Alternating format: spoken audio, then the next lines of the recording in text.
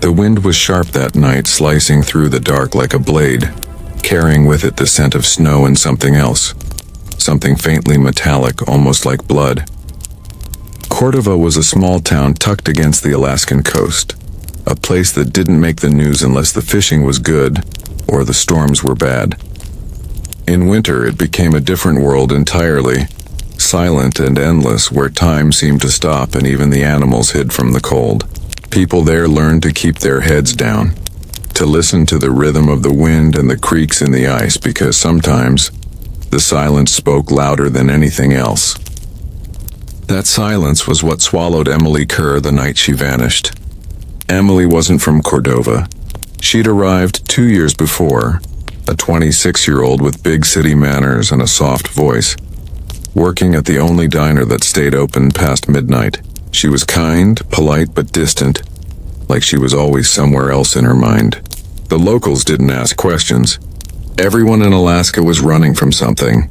Some from debt, some from people, and some from themselves. Emily had a smile that tried too hard, a careful kind of warmth that made people like her without ever really knowing her. She lived alone in a small rented cabin at the edge of town, close enough to see the sea, but far enough that the only lights at night were her own. The day she disappeared had begun quietly, but Cordova could feel when the weather was turning.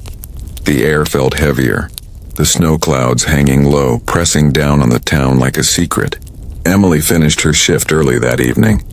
She was seen by several people at the gas station around 11:30, filling her red pickup, her breath a faint mist under the flickering light. The attendant remembered her looking distracted, her hands trembling slightly as she counted the bills. She asked for directions, which was odd. She'd lived there long enough to know every road that wasn't buried in snow. When he asked where she was heading, she hesitated, then said softly, "North, just for a drive." He tried to warn her about the storm rolling in, but she smiled faintly, got in her truck, and drove off into the darkness. At 11:57, the power went out across Cordova. Every house, every street lamp, every glowing window fell into blackness. People assumed it was the storm, the way they always did. But there was no wind, no thunder, no reason for it to happen. The town sat in silence for almost 10 minutes before the lights flickered back to life. When they did, Emily Kerr's red pickup was gone. By morning, the storm had arrived for real, roaring in from the coast and burying the town in white. No one noticed she was missing until 2 days later, when her boss called her name during the lunch shift and got no answer. The police found her cabin empty, the heat off, a coffee mug frozen solid on the table. Her bed was made, her clothes neatly folded in drawers. It looked like she'd planned to return, but she never did. For a week, the search teams fought through snow that reached up to their waists. They used snowmobiles and dogs, but the blizzards erased everything. The roads, the tracks, the scent. When the skies cleared, they found her truck 30 miles north, half buried in snow, the doors hanging open, the headlights still faintly glowing. The keys were in the ignition, but the battery was nearly dead. There were no footprints around it, no sign of struggle, no blood, just that strange handprint on the inside of the windshield, smeared across the glass in a dark, sticky trail that had frozen over. The forensic team scraped a sample and sent it to Anchorage, but the results were inconclusive. It was human, but not a perfect match for Emily. They called it contamination, another mistake in the long list of cold case errors. Some said it wasn't blood at all, just oil or grime mixed with the frost. But the old trooper who'd found the truck swore he could smell it. "You don't forget that smell," he told the local reporter. It wasn't oil. It was old blood. Emily's disappearance became the kind of story people in Cordova told over beers when the nights got too long. Some said she'd driven into the storm to escape someone, an ex maybe, or a past she didn't talk about. Others whispered about a man in a parka who'd been seen standing on the road outside her cabin, days before she vanished, not moving, just watching. A hunter swore he saw a red truck driving north that night, but the way he told it, the truck didn't have any tracks behind it, like it was floating. They laughed at him, but no one really believed their own laughter. One woman, a retired school teacher who lived near the edge of town, claimed she'd heard something that night, just before the blackout. She'd woken to the sound of her dog growling at the door. When she looked out her window, she saw faint headlights flickering in the distance and something moving through the snow. Slow, deliberate, like a person crawling. Then the lights went out, and when they came back, everything was gone. The next morning, her dog was missing too. The police wrote their reports, logged their evidence, and closed their files. The official record said Emily Kerr disappeared during a severe winter storm and was presumed dead. No foul play determined, case inactive. But Cordova didn't forget. Every winter after that, when the snow came down heavy and the power lines started to hum, people said they could still see faint headlights on the old North Road. Some said it was Emily, still driving through the white, searching for something she'd never find. Others said it wasn't her at all, that whatever took her was still out there waiting for the next one. Years later, a new owner bought her old cabin. He lasted less than a month. He told a friend in town that every night around midnight, he'd wake to the sound of an engine idling outside, followed by soft footsteps crunching in the snow. When he looked, there was nothing there. The footprints stopped 5 feet from the door and ended abruptly, like they'd been cut off mid-step. He moved out without even collecting his things. There's something about the way the cold holds memories in Alaska. The air feels thicker with secrets, as if the land itself remembers. You can feel it in the woods outside Cordova. The stillness, the way sound doesn't carry, the way shadows seem to linger just a little too long. The search teams never found her, but sometimes when the sun sets over the frozen bay, you can see the reflection of something red in the ice. Some say it's just the sky. Others don't look long enough to find out. In the police archives in Anchorage, her case file sits on the bottom shelf, its label faded, the ink smeared. Inside are a few photos, some statements, and a single piece of evidence sealed in plastic. A handprint taken from the windshield, perfectly preserved in frost. The officers who handled it said the print seemed to shift over time, the fingers spreading wider, the shape changing slightly each time they looked. But no one wrote that part in the report. They knew better. Some things in Alaska are better left unsaid because here even silence has teeth. The year after Emily Kerr vanished, Cordova went back to pretending everything was normal. The townspeople buried the story under gossip and weather reports, telling themselves that strange things happened all the time in the wild, that Alaska swallowed people the way the sea swallowed light. But every time winter came back and the air turned white, people remembered. They remembered her face on the missing posters, the red truck, and that handprint frozen on the glass. It wasn't long before another person disappeared. His name was Cole Yates, a fisherman born and raised in Alaska, a man who'd seen enough storms to know when to stay inside. He lived with his wife Lena in a small cabin near the Copper River 30 miles north of town, not far from where Emily's truck had been found. Cole was a quiet man, sturdy and superstitious, the kind who'd spit over his shoulder before heading out to sea. He didn't talk much, but when he did, people listened. He'd been out of work that winter because the river had frozen thick and the boats couldn't get through. Most days he stayed in, chopping wood, checking traps, and listening to the radio for weather updates. Lena said he'd been different that week. He'd stopped sleeping through the night, getting up every few hours to look out the window toward the tree line. When she asked what he was doing, he just said he'd seen something.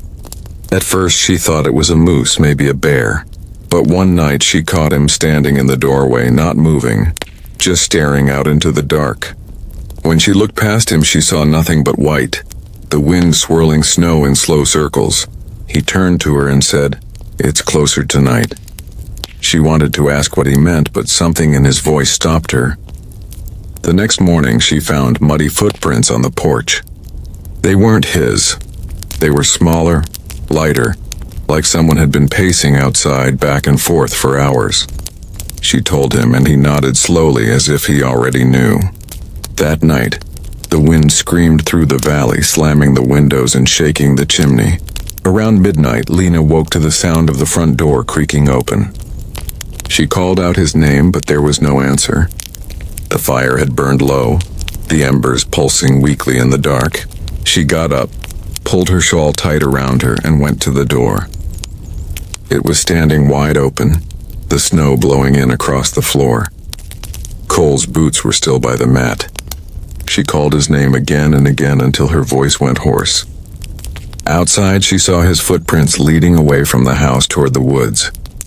She followed them with a flashlight, her breath freezing in the air. The trail went straight for 50 yards, then stopped abruptly like he'd vanished into thin air. The snow was untouched beyond that point. No drag marks. No second set of prints. Just nothing. When she turned back toward the cabin, she noticed something else. The faint flicker of a light deep in the trees, like a lantern swaying in the wind. It blinked once, twice, then went out. By morning, the storm had covered everything. The police came, trudging through knee-deep snow, calling his name through the white silence.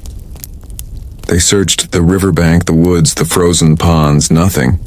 In his journal, left open on the kitchen table, was that last sentence, scrawled in uneven handwriting.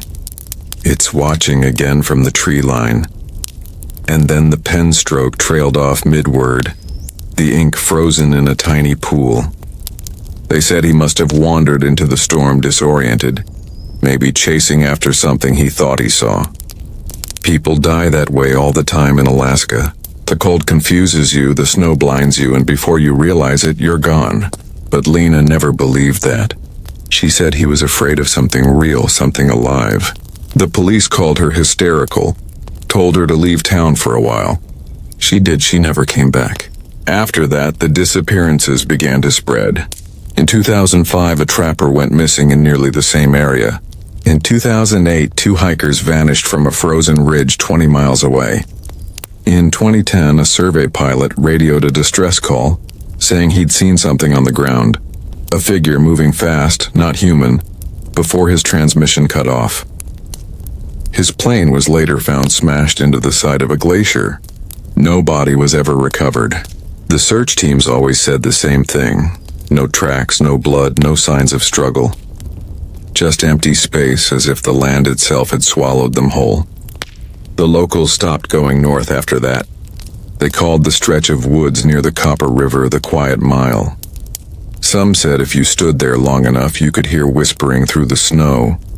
Others claimed that strange lights moved through the forest at night, bluish orbs that hovered low, fading in and out like breathing. A few brave souls went looking for answers.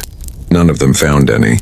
One of the search troopers, an older man named Harlan, quit his job after his 3rd case up there. He'd seen something he couldn't explain. During a night search in 2011, his dog started barking wildly, pulling at the leash toward a clearing. When he reached it, he found a tree with claw marks carved deep into the bark, too high for any animal. And at the base of that tree, buried halfway in the snow, was a human hand. Just the hand.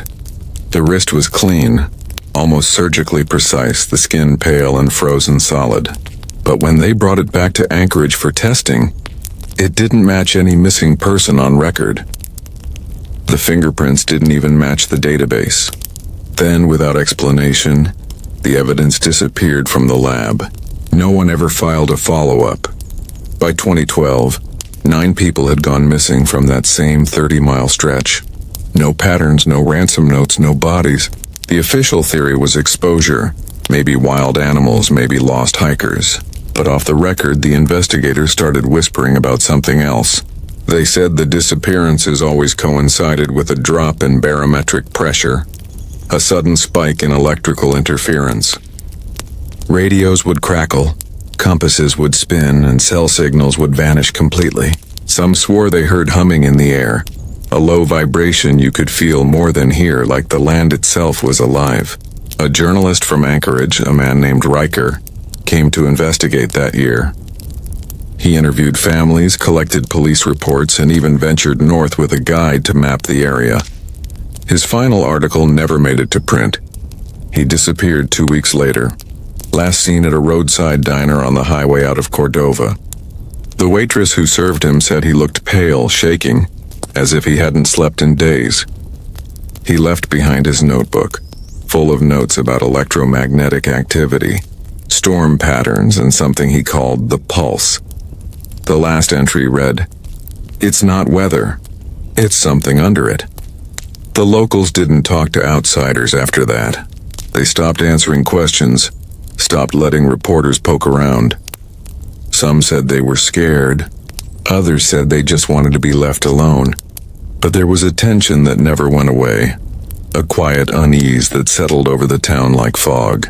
People kept their lights on at night. Dogs barked at nothing. Hunters swore they saw shapes moving across the ridges, dark against the snow, too tall to be human, too smooth to be animal. Winter after winter, the disappearances continued, spaced out by months or years, but always in the same area, always under the same conditions. Each time the files grew thicker, the theories stranger, and each time the snow covered everything, erasing the evidence before the truth could surface. By the time the 9th person went missing, no one believed it was coincidence anymore, but no one could prove it either. Whatever haunted that valley didn't leave fingerprints, didn't make noise, didn't leave behind anything but silence. It was like the cold itself had chosen who to take, and the rest of Alaska just looked away. Because in a place that vast and merciless, sometimes it's easier to believe people get lost than to admit something might be waiting out there, watching from the trees, patient and hungry. Detective Marla Jennings had never believed in ghosts, but the Alaska files made her question everything she thought she knew about the living.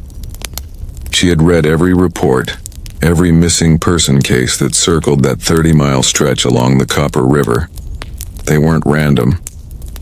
She could see that from the start, the dates, the weather, the silence that always came before.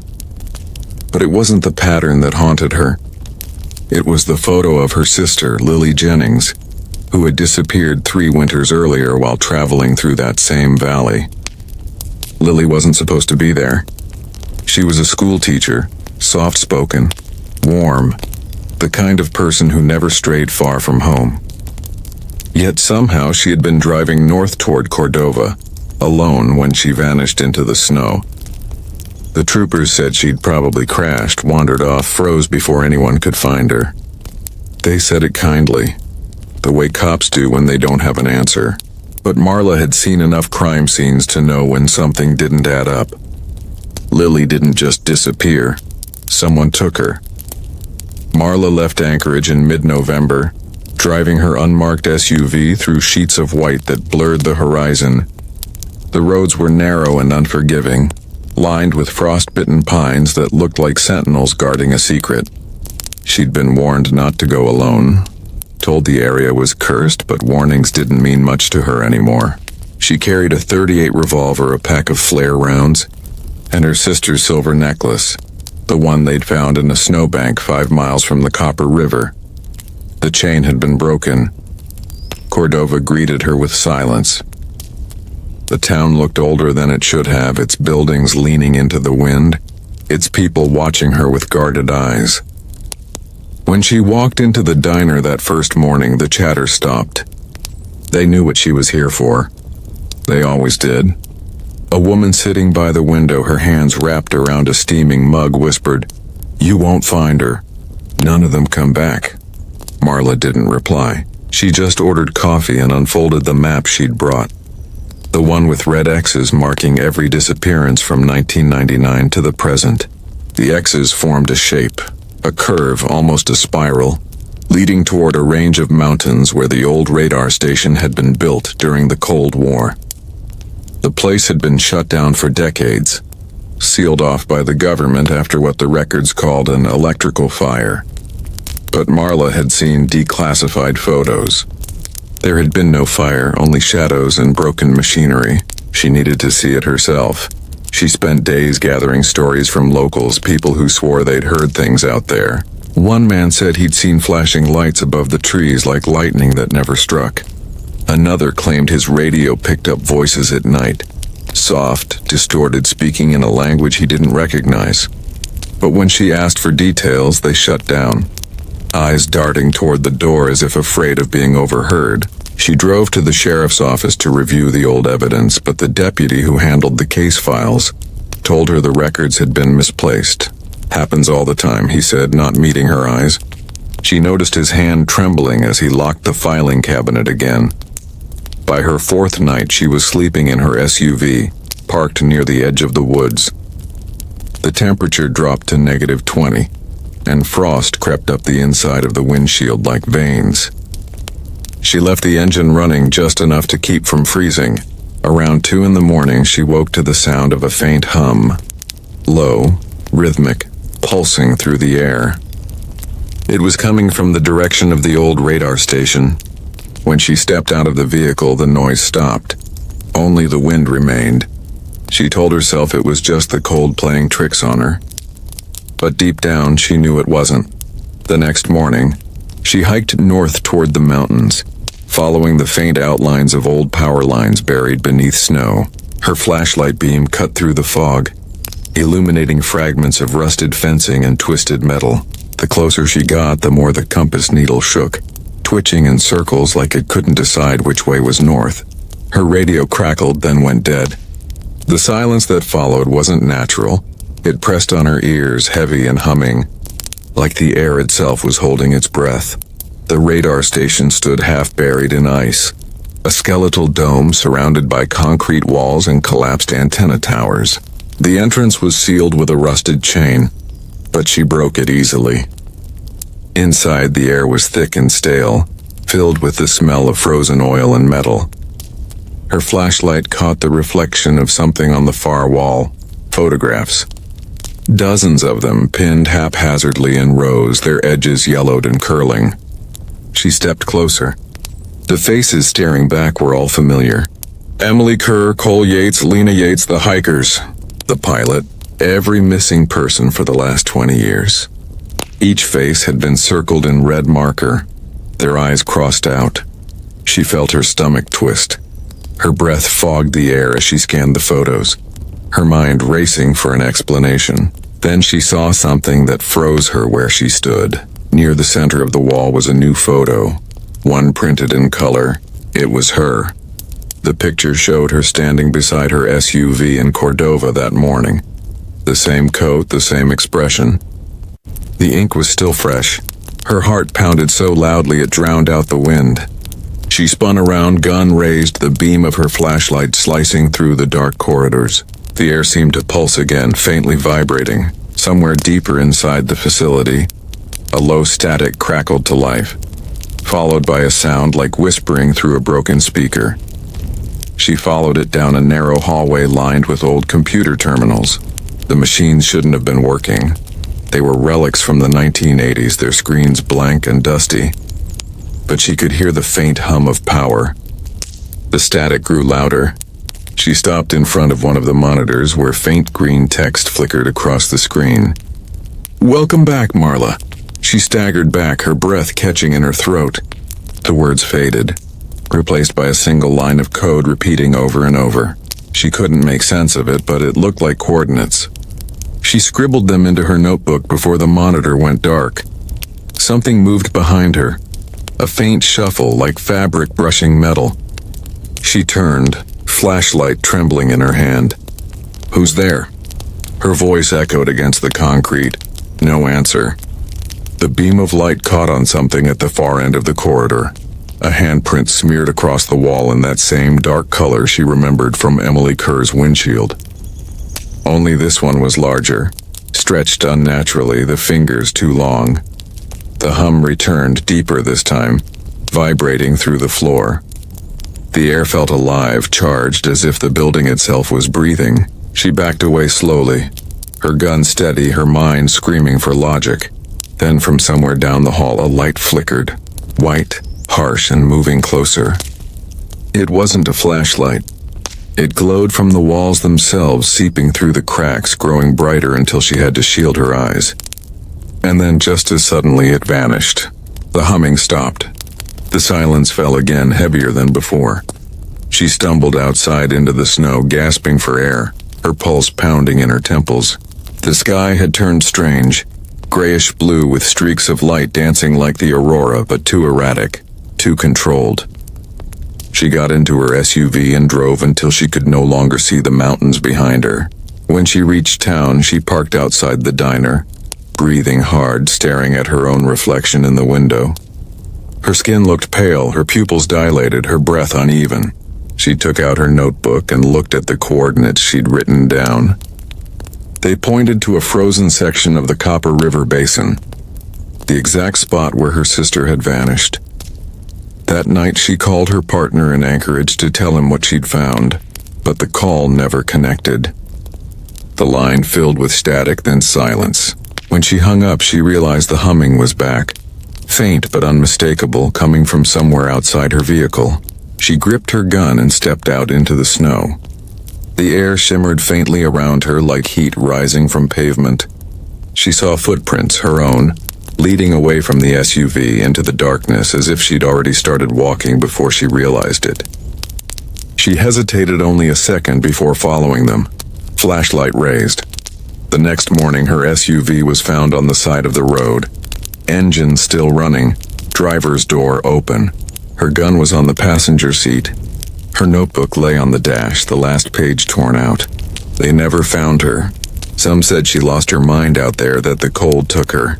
Others said she found what she was looking for and it found her back. When the storm finally cleared 3 days later, the search teams found Detective Marla Jennings's SUV half buried in snow on the shoulder of the Copper River Road. The engine was still running, sputtering weakly, the headlights cutting faint tunnels through the pale fog. Her gun sat neatly on the passenger seat, safety on, a full cylinder. Her notebook lay open on the dashboard, but the last page was missing, torn cleanly from the spine. There were footprints leading from the driver's side door into the woods, spaced evenly. Confident steps that suggested she wasn't running or panicking. But 50 yards in, they stopped. The snow beyond was untouched. The searchers stood in silence for a long time, staring at that sudden end as if expecting the next step to appear out of thin air. It never did. Marla's disappearance became another file in a drawer full of unsolved ghosts. The official report blamed exposure and disorientation, the same as all the others. But those who'd read her notes knew she hadn't been confused. She'd been following a pattern, something buried beneath the landscape, hidden under decades of storms and silence. The coordinates she'd written down pointed to an area along the river that no one went near anymore. The locals said the ice there never melted even in summer, and that when the wind blew right, you could hear voices whispering from beneath it. The troopers who went to check found nothing but a cracked expanse of frozen water and a faint smell of ozone, like the aftermath of lightning. After Marla vanished, the disappearances stopped. No new cases. No missing hikers, no hunters, no lost travelers. It was as if the land had fed enough, or perhaps it had found what it was waiting for. The locals noticed it first. The woods felt quieter, less watchful. The nights came and went without that strange humming under the wind. But peace in Alaska is never permanent. It only settles over you like snow, fragile and deceptive. In the months that followed, strange things began to surface near the old radar station. During a thaw in early spring, a group of geologists found fragments of metal embedded in the ice. Thin sheets etched with patterns that looked like circuitry, humming faintly when touched. When they tried to extract one, it cracked apart with a sound like a scream and disintegrated into dust. One of the men started having vivid nightmares afterward, claiming he saw faces under the ice watching him through the glassy surface. He quit his job and left the state 2 weeks later. Meanwhile, back in Cordova, rumors spread about Marla's case. Some said she had uncovered something buried deep beneath the radar station, something the government had hidden since the Cold War. Others whispered that she had found the missing people, that they were alive somewhere, changed. The sheriff dismissed it all, but late at night he would sit in his office staring at her empty case file. The words, "Active Investigation," stamped in red ink across the top. The case was technically open, though no one was still looking. the locals began noticing something else. On certain nights, especially when the air was still and heavy, the police radio would pick up faint bursts of static followed by a woman's voice.